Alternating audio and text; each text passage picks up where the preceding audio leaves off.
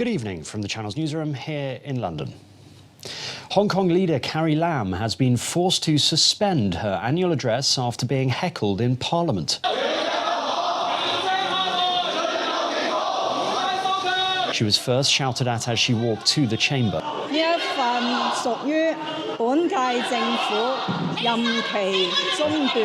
Then opposition lawmakers disrupted the Legislative Council session by shouting and projecting slogans behind her. After a first interruption, this session resumed, only to be interrupted again. It was then suspended and Mrs. Lam delivered the address by video instead. It means the extradition bill, the trigger for months of protests in Hong Kong, could not be withdrawn formally. It is everybody's wish that Hong Kong could come out of this crisis and return to normal as soon as possible, because the damage done to Hong Kong is now already very severe, and nobody wants to see the continuation of the current situation. But to achieve that, we must not, and I emphasize, we must not give up or deviate from the very fundamental principles that get Hong Kong going.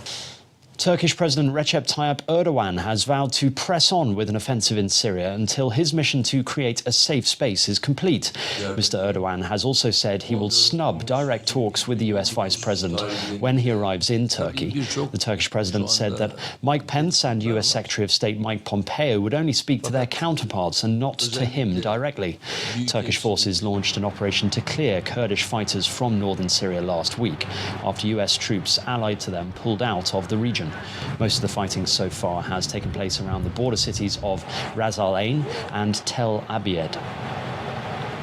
The parents of Harry Dunne, the boy who died after he was hit by a car travelling on the wrong side of the road, have rejected the chance to meet the suspect in their son's crash. Charlotte Charles and Tim Dunne said they felt ambushed by the offer, which was made out of the blue by US President Donald Trump.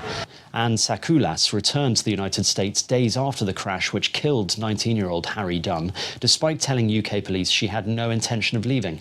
Harry's parents said they wanted to meet Mrs. Sakulas in the UK, but said they thought the president was being honest with them. He held your hand and you held his? Yes.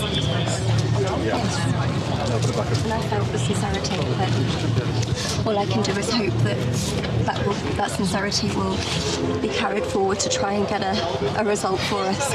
Congresswoman Alexandria Ocasio-Cortez is set to back Bernie Sanders as the Democrat to take on Donald Trump in the 2020 presidential election. Ms. Ocasio-Cortez is the youngest ever member of US Congress and has become a leading progressive voice in the party. She is scheduled to appear at a Bernie's Back rally in New York to formally offer her support on Saturday. The 78-year-old took part in a debate on Tuesday night, less than 2 weeks after suffering a heart attack. He took the opportunity to try and ease concerns over his health during the appearance, telling the debate crowd in Ohio, "I'm healthy, I'm feeling great."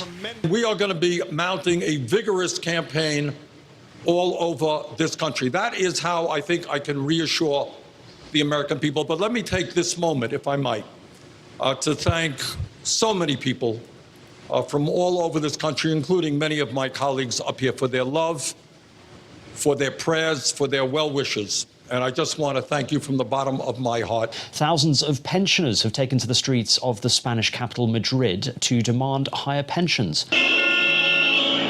The protest was called by State Coordinator for the Defence of the Public Pension System. They're calling for pensions to be protected by law. Protesters are demanding the government raise the consumer price index and include pensions in the annual government budget. And finally, researchers from the University of Hawaii have released groundbreaking footage of humpback whales feeding in waters off southeast Alaska. The images, captured both from an aerial drone and the whale's point of view, show how some whales use bubbles to optimize their consumption of prey by creating bubble nets. As the name suggests, the whales blow bubbles beneath a school of fish, creating a net in the process and allowing the whales to consume many hundreds of fish at once. The director of the Marine Mammal Research Program described the footage as groundbreaking. Basically, we have two angles, and the drone's perspective is showing us these bubble nets, if you will, and how the bubbles are starting to come to the surface, and how the animals then come up through the bubble net as they surface, while the cameras on the whales are telling us from the animal's perspective. So overlaying these two data sets is quite exciting. And that's your international news around the world in 5.